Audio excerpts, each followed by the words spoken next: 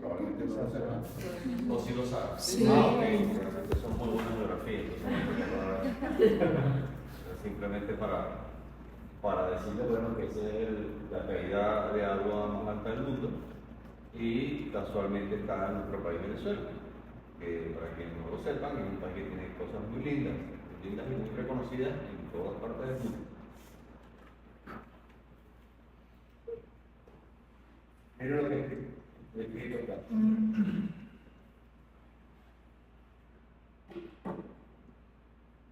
Hay profes que uno lo marcan y hay profes que uno olvida. Uno de los profesores que me marcó a mí fue el doctor José González Guerra, que era profesor de la cátedra de Historia de la Medicina. Y fue un tipo que se formó en España, y a pesar de que era venezolano, él hablaba muy español, muy castizo, con la teta. Entonces, él daba clases de Historia de la Medicina en una época donde no había videobeam, no había internet, no había apuntador, no había ni siquiera proyector de diapositivas, porque él daba las clases, él se paraba en el auditorio y él daba su clase de Historia de la Medicina, pero la daba de una manera tal que uno se sentía transportado y trasladado a la época. Él hablaba de Celso, de Paracelso, de Galeno, y echaba todo el cuento y uno se quedaba ahí como escuchando, imaginándose que uno está viajando, porque todas las clases espectaculares. Lo que le quiero decir con esto es que, a lo mejor ustedes recuerdan en la medicina, la parte de que los médicos en la antigüedad, entre muchas teorías médicas, había la teoría de los humores. Lo hablaron, ¿no? Sí.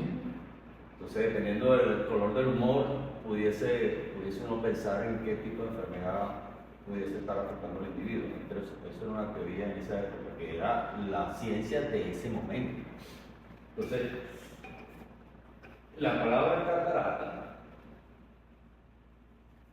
viene del griego catarates, que se refería justamente a una caída de algo blanco que tapaba el ojo. Entonces, de ahí viene el nombre de catarata.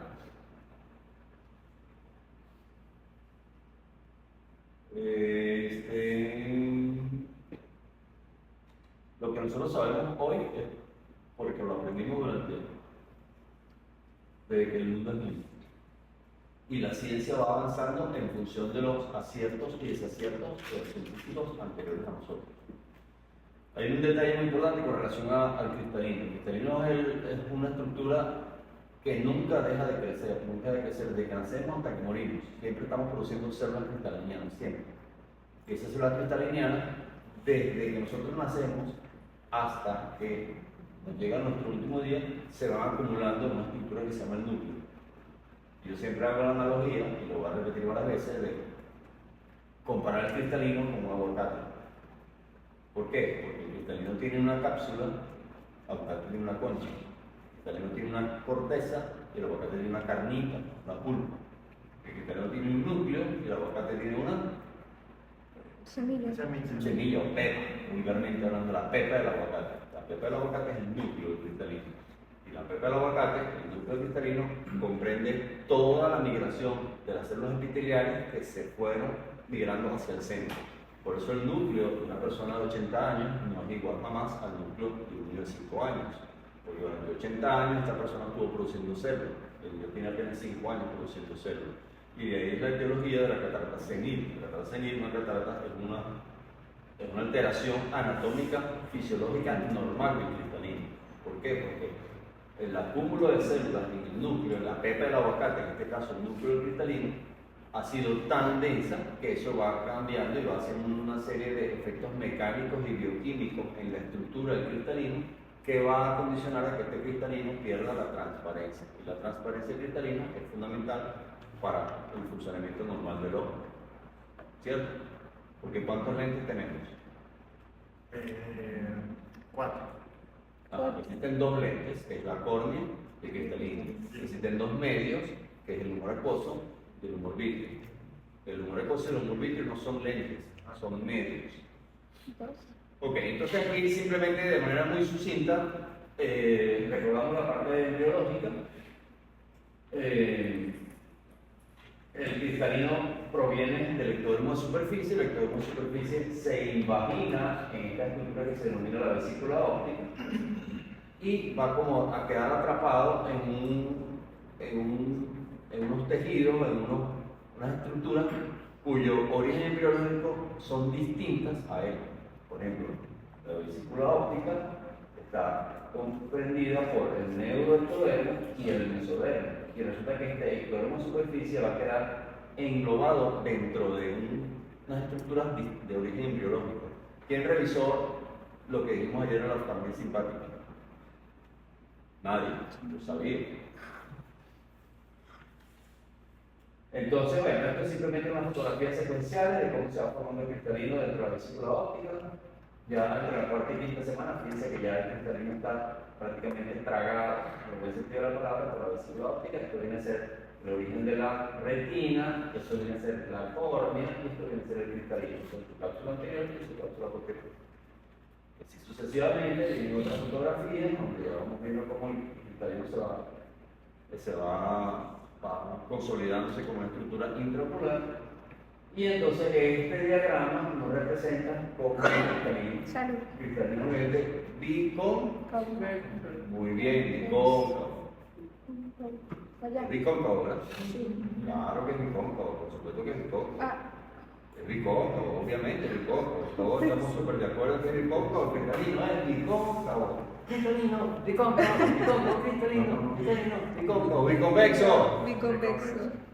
Cóncavo es la curva de la cuchara. Si yo me como la sopa, la cuchara es cóncava. Y la barriguita de la cuchara es convexa.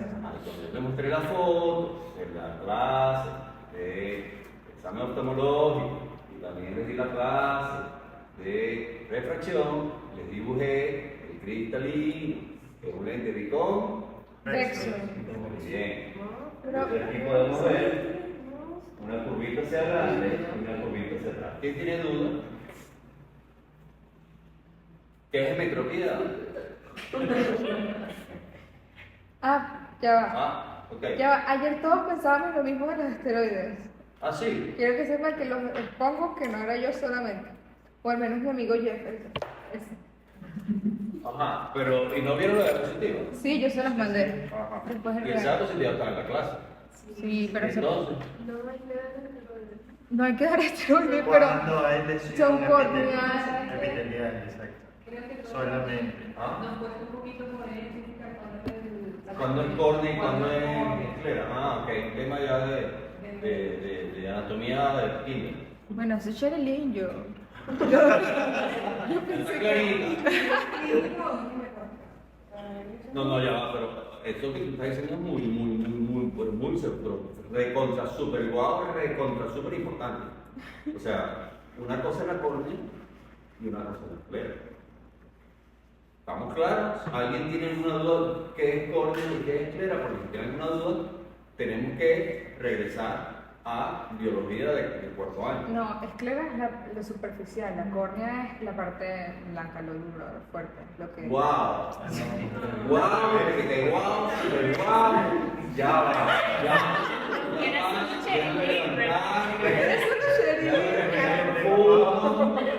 Déjame respirar profundo, déjame entender qué es lo que sucede en el mundo, porque la verdad es que las cosas están totalmente patas arriba. Ya va, déjame concientizar. La córnea es la parte blanca. No, es la esclera. Es la esclera. Y la córnea es la transparente. O sea, de verdad, se me paran los pelos. No, en serio. Ay, no. O sea, ¿en serio? ¿En serio no sabemos dónde está la córnea y qué es la córnea? No, sí sabemos, ¿En pero serio? es muy temprano en la mañana. O sea, primero que decir algo. Cuando tenemos un paciente y vemos. No me importa lo del paciente, lo importante es la anatomía, no me importa patología, sino si yo quiero construir un edificio, si yo quiero ser un médico exitoso, y supongamos que, haciendo la analogía, el médico exitoso está en el penthouse de un edificio, si yo quiero construir un edificio, yo tengo que hacer la base. Porque si no hago una base, nunca voy a hacer un edificio. Y cuando hablo de base, haciendo la analogía de que quiero hacer miembro arriba, debo construir unos conocimientos básicos, súper básicos. Entonces, no puedo entender que ya ustedes quieran mostrar un caso clínico cuando ni siquiera anatomía manejamos. Y yo doy una clase de anatomía y hemos hablado de córnea 1000 veces. Entonces no puedo entender cómo ahorita alguien me puede decir que la córnea es la parte blanca del ojo. De verdad, o sea, me ofende, pues. No. Era al revés, pero yo no confío. Pero sí, es al revés. Y sé que O sea, es al revés. Y me acuerdo que es al revés porque además que ella dijo que Estoy era herido en mi corazón. No, pero ella dijo que No, era no. la parte dura. De verdad, Además. me duele porque yo siento que yo he hecho un esfuerzo. No. Yo he tratado, de verdad. De hecho, todo esto es tu culpa para que sepas. No. Escuchar eso lo sabe todo el mundo. Me da mucha rabia, me da mucha tristeza, pero debo continuar. Y voy a continuar asumiendo de que todo está entendido. Sí. Porque cada vez que yo digo algo, yo pregunto, ¿todo bien? ¿Todos vosotros sí, profe? Sí, profe. Sí. Entonces yo confío en que ustedes son sinceros. Sí. Yo sé que tienen fármacos. Yo sé que, ¿qué más tienen fisiopatía? No, Cirugía. Fármaco. Y cirugía. Y cirugía. Porque si es necesario, volvemos a la anatomía básica. Entonces yo les digo que el ojo, ¿cuántos ojos tenemos? Dos. Dos. ¿Y para qué sirven los ojos? Para ver. Para ver. ¿Están seguros? Sí. Súper seguros. Y también están seguros que tenemos dos ojos. Sí. Entonces, continúa. Pero puedo dudar, sí. Ajá. ¿De qué estamos hablando? Es que me Es descompensé biconvexo. por algún momento. Biconvexo. Ok. Entonces el cristalino es transparente, ¿verdad? Y el cristalino está dentro del ojo, ¿verdad? ¿Y el cristalino se mueve, sí o no? Sí, se Se mueve. ¿Y cómo se llama la capacidad de movimiento que tiene el cristalino? Acomodación. ¿Y por qué se produce la acomodación? Para ver de cerca. Para enfocar. Ajá, pero ¿por qué se produce? ¿Qué estructuras permiten que el cristalino cambie de tamaño? Los músculos ciliares. El músculo ciliar, y el músculo ciliar se contrae, ¿qué pasa con la zona? Se relaja. Se relaja. ¿Y qué hace el cristalino? Se Se pone ensancha. gordo. ¿Y qué es lo que nos permite que el cristalino se ponga gordo? Vemos de cerca. Ajá. Entonces, el cristalino tiene una cápsula anterior y una cápsula posterior. Las células del epitelio, cuando llegan al ecuador, migran hacia el centro y van constituyendo el núcleo cristalino, porque viene a ser igual la pepa de nuestro imaginario aguacate. Y eso ocurre toda la vida, absolutamente toda la vida. Y eso va a condicionar a que una serie de estructuras de células especializadas que estén en el centro van perdiendo su anatomía normal y eso va a condicionar a que se va perdiendo de igual manera la transparencia del cristalino. Entonces, el cristalino tiene un diámetro anteroposterior y tiene un diámetro horizontal.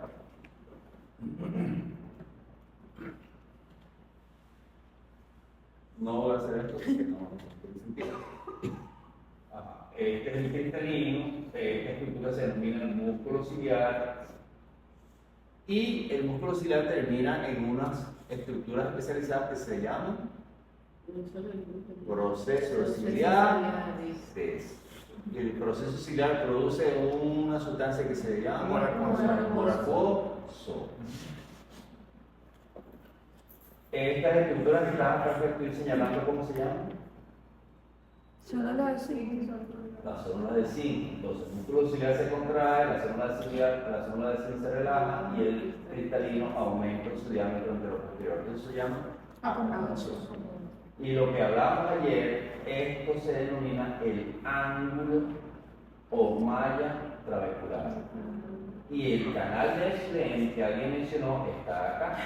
Para que el humor acuoso llegue al canal de Schlenk, tiene que pasar primero por esta estructura. Pasa por esta estructura y luego llega al canal de Schlenk. Y todo esto que estamos hablando aquí está en 360 grados. Y eso está diseñado para filtrar una sustancia que se llama, o un líquido que se llama monoculosa. Bueno, continuamos acá. Aquí hay unas fotografías de alteraciones de formación del cristalino, alteraciones congénitas. Coloboma es, ¿saben lo que es? ¿Cómo se define coloboma? ¿Qué es el coloboma?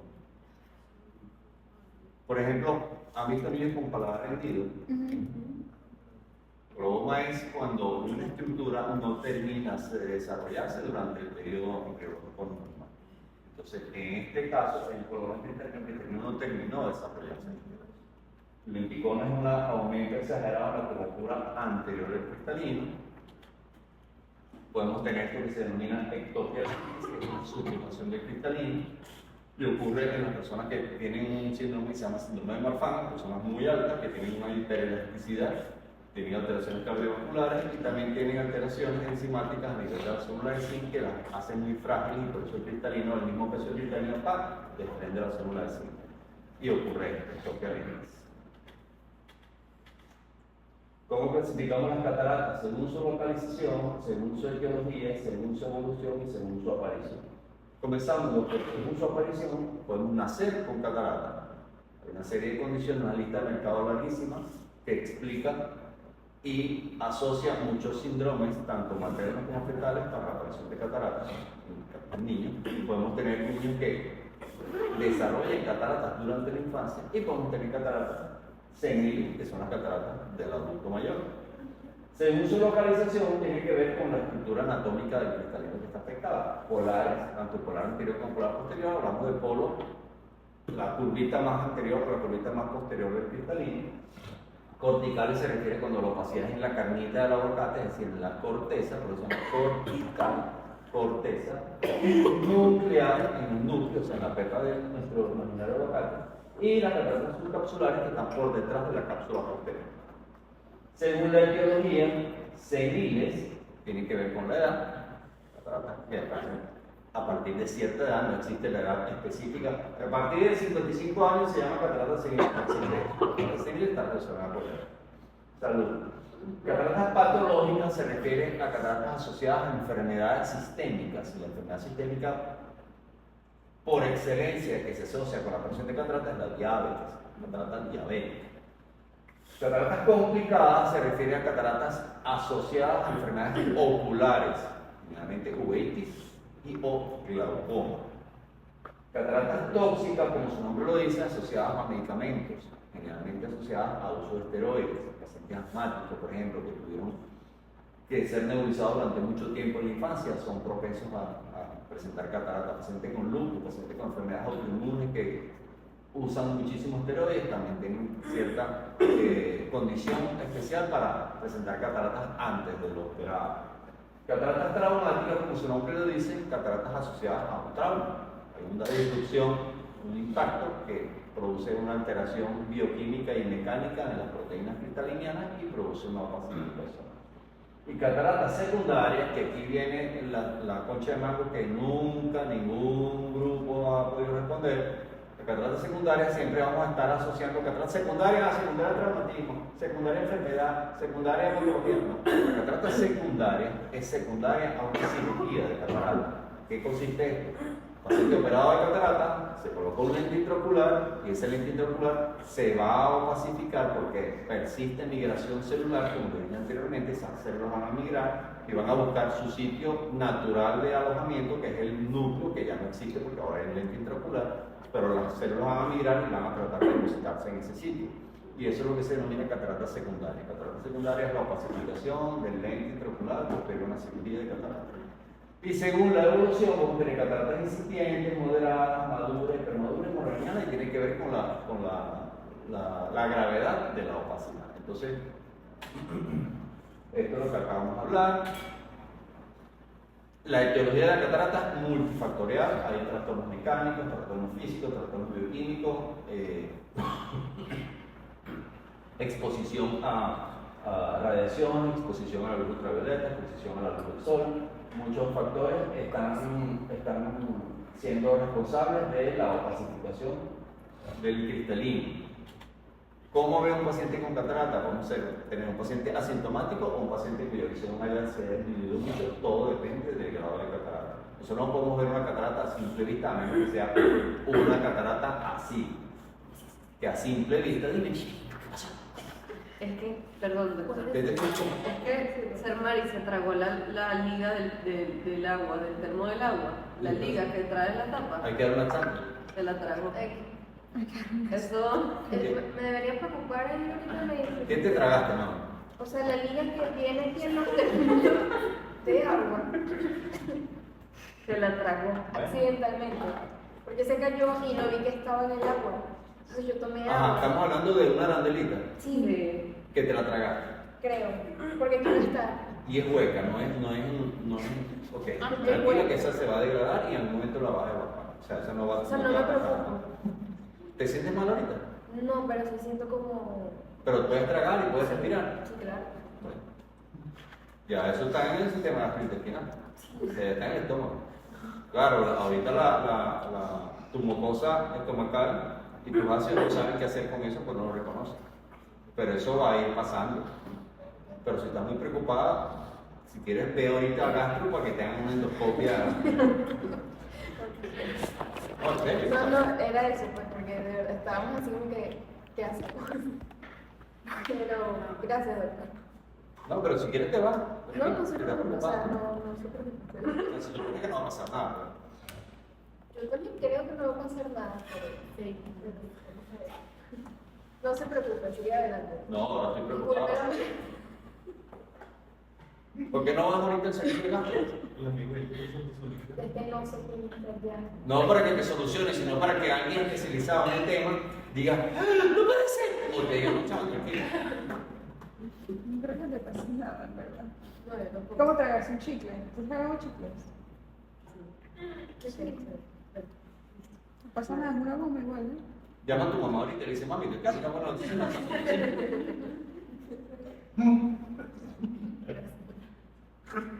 ¿De verdad no quieres ir a gastro? ¿Cómo? ¿No quieres ir a No, gastro? no, de verdad, yo no.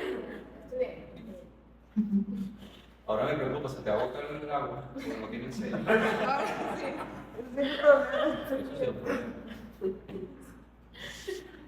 Increíble. Bueno, Es sí. la primera vez que sucede. Entonces, a veces cuando cosas pasan que uno nunca sabe cómo reaccionar, es normal. Decime que tú estabas riendo. Qué horror. ¿Todo bien? ¿Seguro? ¿Te duele la barriga? Nada.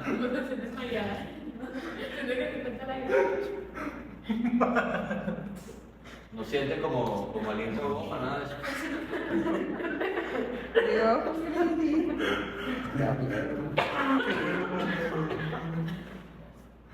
morirse mal. Ay, Dios mío, qué angustia, qué mortificación.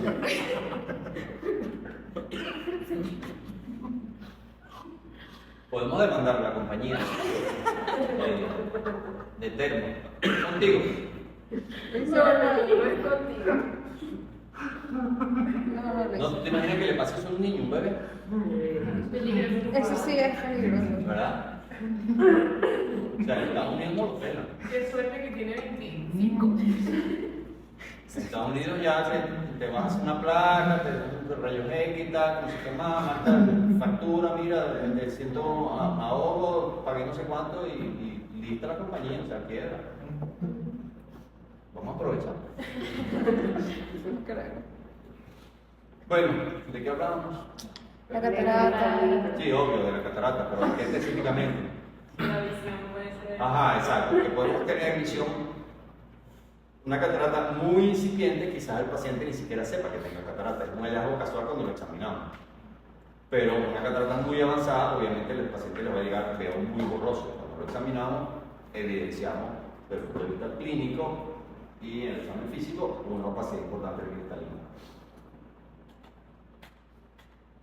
Fíjate, esta es una lista simplemente resumida de todas las patologías que pudiesen estar asociadas a cataratas infantiles.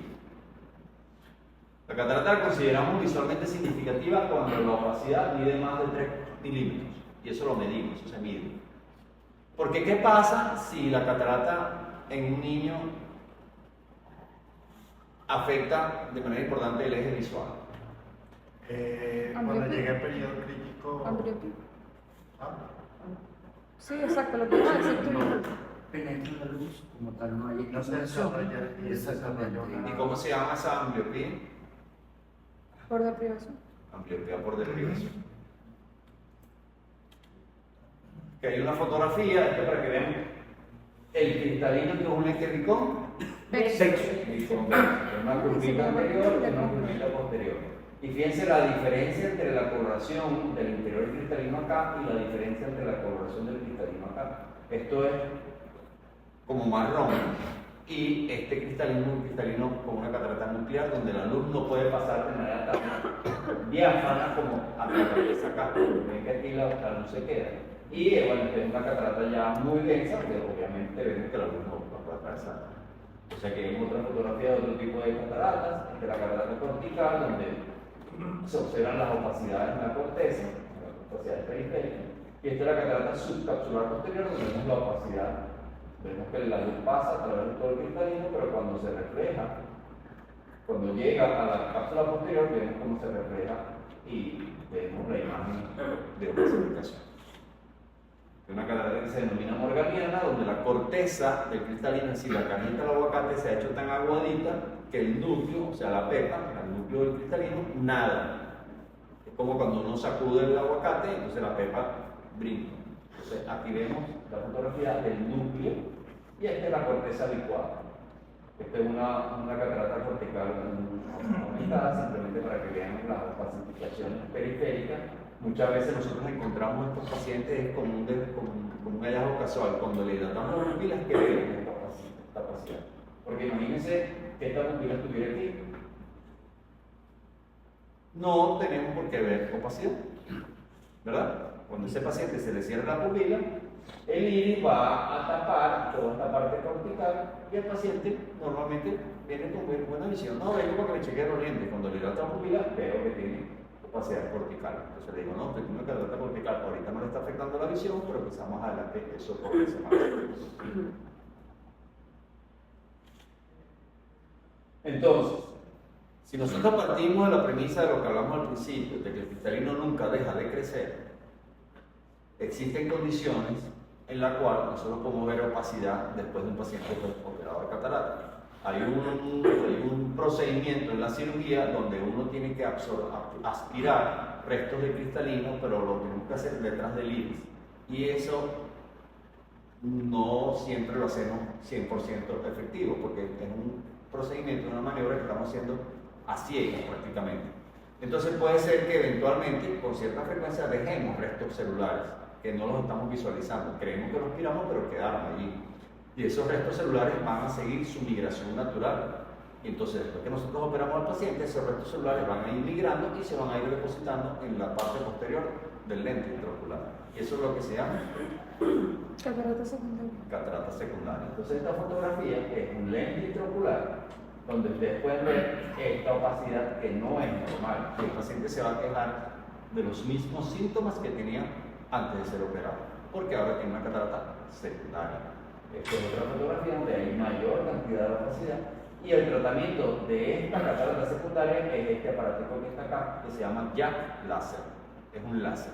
Es como una lámpara de hendidura, pero tiene una fuente de poder de energía donde nosotros emitimos láser. Y uno lo que hace es disparar para destruir esta parte opaca que está en la parte de atrás. Y lo que nosotros hacemos con el láser es abrir una nueva pupila posterior. Es decir, estamos abriendo un agujerito central, no tengo que destrozar todo esto, simplemente con destruir la parte central es suficiente porque ese es el eje visual. Entonces el paciente queda así como estamos viendo. ¿Lo ven? Este pedacito fue destruido con láser y todo este resto de cápsulas queda ahí, no pasa nada porque cuando la pupila se le cierre va a dejar pasar la luz perfectamente a través del agujerito que le creamos con el láser. ¿Se entiende? ¿Sí? Sí.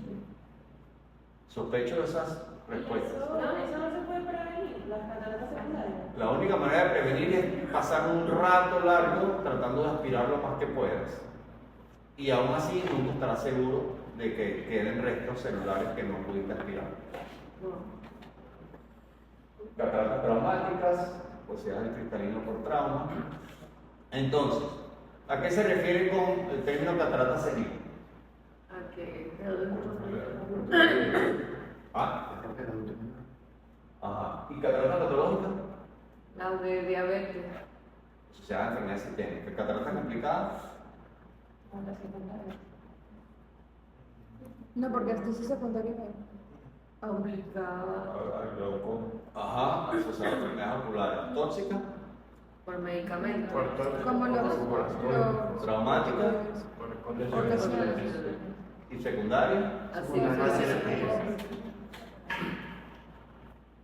No. Es el 1. Es el uno. No, ya va, no. Sí, es el 1. Es el 1. Lo dije yo primero. Hay ¿Cuál es el cursos. Me lo sabía. Entonces, una vez que vimos un paciente con catarata, hay dos técnicas quirúrgicas para operar una catarata. La primera técnica que vemos acá se denomina extracción extracapsular de catarata y consiste en abrir 10 o 12 milímetros la córnea. La córnea es la estructura que está por delante del ojo. Es como si ustedes ven la mica de su reloj, como decir la mica del reloj, eso viene a ser la córnea. Y es un lente transparente, porque la parte blanca que está acá no se llama córnea, se llama esclera. Y la diferencia entre la córnea y la esclera es que la córnea es transparente y la esclera no es Con transparente. sus fibras. Es blanco, blanco es este color, como la pared. Entonces, la esclera es blanca y la córnea es transparente por un detalle muy importante, que las fibras de colágeno de la córnea están distribuidas de manera paralela una con otra y así dejan pasar la luz. En cambio, las fibras de colágeno de la esclera, que es la parte blanca del ojo, blanco es esto, están de manera muy desorganizada y eso es hecho a propósito, para que la luz no la pueda atravesar. Porque ¿cómo sería la visión de una persona si en lugar de esclera tuvieran todo córnea, es decir, todo transparente, no pudiese haber visión, porque la luz entrara por todas partes y entonces obviamente no, imposible tener visión. Entonces, tenemos dos técnicas. La técnica extracapsular de catarata, que es abrir entre 10 y 12 milímetros la córnea y sacar el cristalino como si fuera una espinilla. Y tenemos la técnica de farmacomulsificación, donde se introduce a través de una incisión muy pequeña un aparatico que es como un lápiz, que funciona como los taladros esos que rompen las aceras de los obreros, pero en forma de lápiz. Entonces es una aguja que viaja en esta dirección 60.000 veces por segundo y entonces va rompiendo, impactando el cristalino y lo va pulverizando, lo va minimizando y lo va aspirando por unos agujeritos que tiene este aparato. ¿Cuál de las dos es mejor? No es cuestión de ser mejor o peor. Es como si tú me preguntaras, ¿qué es mejor? ¿Operar un apéndice con laparoscopia o operar un apéndice con una laparotomía? Depende. Si el paciente tiene una peritonitis, tiene que hacer una laparotomía. Si el paciente tiene un apéndice incipiente y simplemente está apenas comenzandito, le hace laparoscopia. Si tienes el aparato de laparoscopia, le hace laparoscopia, pero si no tienes aparato de laparoscopia, tienes que hacer la laparotomía. Entonces no es cuestión de que sea mejor o peor. Las dos técnicas existen y lo importante es que las dos técnicas tienen buen resultado al final. Una es más larga, una es más corta. Una necesita un equipamiento, otra necesita solamente el instrumental. Una necesita puntos, la otra no necesita puntos. Entonces, tiene sus ventajas, sus desventajas cada una. La farmacomulsificación depende de este aparato, que se denomina farmacomulsificador, y es un aparato computarizado que es el que permite ejercer y realizar el procedimiento a través de energía. Energía que se transmite a esto que se denomina la pieza de mano. Entonces, a grandes rasgos, la cirugía consiste en hacer una incisión, se hace un procedimiento que se denomina capsulorhexis, que se rasga la cápsula anterior del cristalino, como abrir la conchita del aguacate para poder tener acceso a la carnita de la pepa. En este caso, se rasga la cápsula anterior del cristalino para poder tener acceso a la corteza y al núcleo. Y eso es esto que está acá. Cuando yo estoy remarcando esta parte es porque ya se hizo la capsulorhexis. Entonces las piezas están actuando sobre la corteza y el núcleo. La pieza de mano va rompiendo junto con el segundo instrumento el núcleo en varios pedacitos y se los va comiendo, y una vez que se los come, coloca el lente intraocular en esta estructura que viene a llamarse la bolsa capsular. Y es como cuando ustedes quieren hacer ensalada de aguacate y se quedan con la concha del aguacate en la mano, quitan la pepa y la carnita y preparan la ensalada, pero se quedan con la concha. Esa concha se llama bolsa capsular, porque ahí es donde va a estar apoyado el lente intraocular. ¿Se entiende? Ok, bien. Entonces aquí estamos colocando un lente con una pinza y el lente queda aquí con un lente. Y este es el diagrama de la bolsa capsular. Lo estoy remarcando acá con el puntero. Aquí está lo que es la pepa y la carnita del aguacate, es decir, la corteza y el núcleo del cristalino. ¿Cómo te sientes ahí? Tengo un poquito de no vomitar. Es normal. De verdad, no es mentira. Ajá. ¿Y por qué no vas a gastro? No, está bien. No sé, no. No, está bien, pero sí, ya. Pero sí. Pero sí siento un poquito de náusea. Claro, porque primero que tienes un poquito de nervios, es natural, yo también estoy un poquito nervioso. Y por eso quiero quitarte responsabilidad para que te vayas a gastro. ¿En serio? Claro, porque pasó en su clase. ¿Ah? Eso pasó en su clase. ¿Qué? Eso pasó en su clase. Ella va a decir. Claro, eso pasó en mi clase. Claro. Ah. Sí, bueno. No, fue después. Ok, bueno. Mira, Ya no fue tampoco, mira. Ok. ¿Qué clase tienes después? Tenemos revista con el doctor de Oriol. ¿Cómo le dice? Ay, Sí, de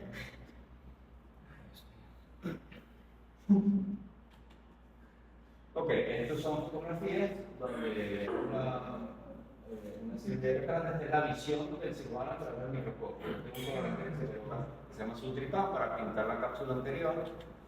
Y entonces lo que quiero mostrarles aquí es esto, es el rasgado de la cápsula anterior. Entonces está haciendo con una pincita, fíjense, la coloración de esta zona es distinta a la coloración de esta zona. Esto es azul porque está pintado con el colorante que se colocó. Y lo que estamos tratando es de rasgar. Fíjense cómo se está rasgando la cápsula, que es una membranita, y eso va a ser así, en forma circular. Está paso a paso, rasgando, y esto se denomina capsulorex. Y aquí es donde vamos a estar trabajando. Así sucesivamente, esta es la capsulorex y luego se pide la pieza de mano y esa pieza de mano va a ir rompiendo el cristalino. Y fíjense cómo ahora aparece el reflejo rojo naranja de la retina, que antes no lo podemos ver porque ya en este momento se ha aspirado todo lo que es el núcleo de la corteza. Luego se coloca lente intraocular y así sucesivamente podemos ver la diferencia entre un ojo con una catarata y un ojo después operado con lente intraocular. Esta es la analogía que yo siempre les hablo de lo que es un aguacate con la corteza, el núcleo, la cápsula, distintos tipos de catarata. La catarata es uno de los procedimientos quirúrgicos que más antiguamente han sido descritos en la literatura médica. Entonces, la tecnología ha permitido que hayamos llegado desde lo que se denominaba abatimiento, que es que le metían una aguja o un objeto cortante dentro del ojo al paciente, atravesando la córnea, que es la estructura transparente del ojo, distinto a la esclera, que es blanco. La córnea es totalmente transparente, entonces a través de la córnea se introducía una aguja o un instrumento cortante y se licuaba, se batía el cristalino, se llama cirugía por abatimiento, y se empujaba el cristalino a la retina. Así se operaba la catarata anteriormente y así todavía en algunos sitios de la India operan la catarata. Hasta ha pasado muchos años y la ciencia ha permitido que ahora se opere con el sistema de fotoemulsificación.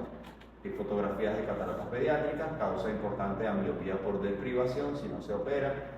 Esta es una fotografía de la máquina de fotoemulsificación, esta es una fotografía de la pieza de mano, este es un diagrama que representa la punta que viaja en dirección anterior-posterior, los parámetros que se utilizan. ¿La neurocitocercosis? No. No, la guanfalaria, ¿cómo que se La llama? bilarcia. Bilarcia. La bilarcia. ¿No? No. Oncocercosis. oncocercosis. Ah, Oncocercosis. Ah, oncocercosis, sí. Claro. Esta es una fotografía del equipo quirúrgico, esta es una fotografía de los distintos cuchilletes que usamos en la cirugía, dependiendo de lo que queremos hacer. Esta es una fotografía de un accesorio que utilizamos que se llama viscoelástico, que es como una gelatina. La gelatina del viscoelástico permite mantener el tono del ojo. Cuando uno Aunque abre sea la sección de bueno. la cámara anterior, el humor acuoso se pierde, obviamente, y nosotros lo reponemos con esto que se llama viscoelástico, Sí. que es un elemento viscoso y se mantiene el tono del ojo, y así se hace el procedimiento quirúrgico. Esta es una fotografía que muestra los distintos lentes intraoculares. Esta es una fotografía que muestra un inyector. Aquí en ese inyector tiene un cartucho. En este cartucho se coloca el lente intraocular, mírenlo acá. Se pliega el cartucho, se cierra el cartucho se coloca en la punta del inyector y uno empuja el émbolo, y entonces el émbolo va a empujar el lente intraocular y el lente intraocular se va a abrir dentro del ojo. Por eso se hace una incisión muy pequeña que solamente tiene que pasar tiempo. Entonces aquí vemos nuevamente los pasos de la cirugía, para la sentencia, se coloca viscoelástico, el viscoelástico llena. ¿Cómo se llama este espacio? La Cámara anterior. La cámara anterior. Entonces hacemos una incisión principal, hacemos la cápsula rexi, que es el rasgado de la cápsula anterior, y se hace de forma circular. Lo podemos hacer con una pinza, lo podemos hacer con una aguja, y hacemos esta maniobra, y hacemos este circulito que está acá, porque nosotros vamos a trabajar en esta zona. Tenemos que respetar la bolsa capsular. Hacemos esto que se llama hidrodisección, que es como cuando uno pasa la cuchara por detrás de la concha del aguacate para poder desprender el aguacate de la concha. La hidrodisección desprende la corteza o el epinúcleo de la cápsula. Y entonces luego con la pieza de mano vamos poco a poco aspirando los restos de cristalino. Y este es el paso en el cual yo les digo que muchas veces quedan restos celulares por detrás del iris porque no los podemos ver. Nosotros aspiramos siempre bajo visualización directa. Y lo que no se nos venga aspirado aquí va a quedar por detrás del iris y va a ser la responsable de que se produzca la catarata secundaria. Y por eso no es mejor entonces hacer el otro, o sea, en vez de la emulsificación, el de la extracción completa. Porque también con la extracción extracapsular de catarata van a quedar restos. La maniobra de aspiración es común para los procedimientos. Y entonces, bueno, esto es básicamente la fotografía de una paciente operada después de una catarata muy densa, y esto es una fotografía que representa que se corta burbujitas, son la famosa catarata secundaria. Este señor que está aquí se llama Harold Ridley, fue el pionero, el inventor del lente intraocular, y eso lo hizo en el año 1949, que colocó su primer lente intraocular. Él era un médico de la Fuerza Aérea Británica y él fue quien descubrió que existía un material que era inerte al ojo, así que el ojo no tenía ningún tipo de reacción ante la presencia de ese material. Él atendió pilotos que habían tenido accidentes con las cabinas, con los parabrisas de sus aviones, y preguntó con qué material hacían las cabinas, y entonces fue a la fábrica de las le dijeron que era acrílico, y entonces él diseñó el primer lente intraocular con material acrílico. Todavía hoy en día se usa el acrílico. Entonces, bueno, ¿alguna pregunta? Váyase usted, hija, a gastro y eche el cuento. Me acabo de tragar una empacadura de un termo. Me debo preocupar, no me debo preocupar. Tengo ganas de vomitar. Simplemente dejo que pase o hay alguna manera de extraerlo. Me vamos a operar de emergencia. ¿Qué vamos a hacer? No sé si es en serio, pero Ah, sí, o sea, sí voy, sí. o sea, yo Centro siendo tú, Francia, ¿a pues. qué hora llegará? ¿Ah? Centro Francia, ¿a qué hora llegará? No sé. Para consultarle a él. Claro. Esto no me pasó esto. Es más, voy a llamarlo. Disculpe que le interrumpí. No tengo el celular, lo dejé en el carro. Si alguien tiene el teléfono de Pedro Francis, yo lo puedo llamar.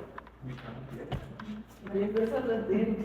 Pero ustedes no quieren que lo vea Pedro No, Francis. no. Creo ¿No que quieren? Bueno, ella va a estar bien. Bueno, pero ustedes que van a estar con ella, bueno, estén pendientes, pues. Pero hay todo un servicio de gasto en el hospital. Voy a acercarme a Te van a mandar para acá. Vienes una vez para acá. ¿Quieres que te acompañe?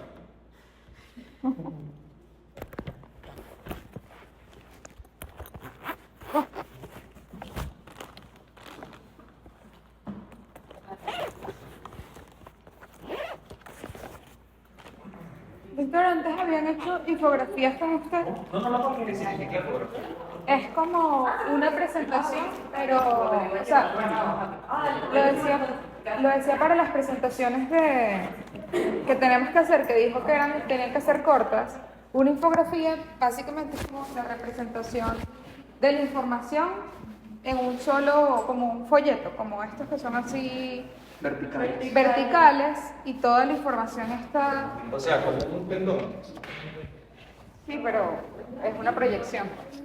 O sea, en lugar de ser una presentación con diapositivas. Tipo que tú las pasas, es una sola completa. Es una fuente diapositiva pero vertical y ya. Miren, o sea, ustedes son autónomos en apoyarse con la parte audiovisual que ustedes consideren. Lo importante es que ustedes les quede la información y que transmitan la información. Exacto, porque toda la información va a estar en una sola página, así, y lo ideal es que sea más visual que... Ajá, pero ustedes van a mostrar fotografía, porque es importante la fotografía. Claro, pero también pero van a estar metidos todo ahí, todo Van a estar muñeñado. todas ahí. Todo muñeñado. O Te sea, puedo la pasar verdad. un ejemplo de una Bueno, infografía. pasen un ejemplo, pero como les digo, al final de cuentas ustedes deciden. No hay ninguna exigencia con respecto a la parte de material audiovisual de apoyo. Si ustedes se sienten bien con eso y consideran que se va a transmitir información, lo Doctor, otra cosa, me dijeron, a ver, o sea, si querían, para nosotros dos clases de jueves y viernes, a ver si las podíamos ver online en la noche. ¿No? Respira. O sea, porque puede ser. Realmente lo único.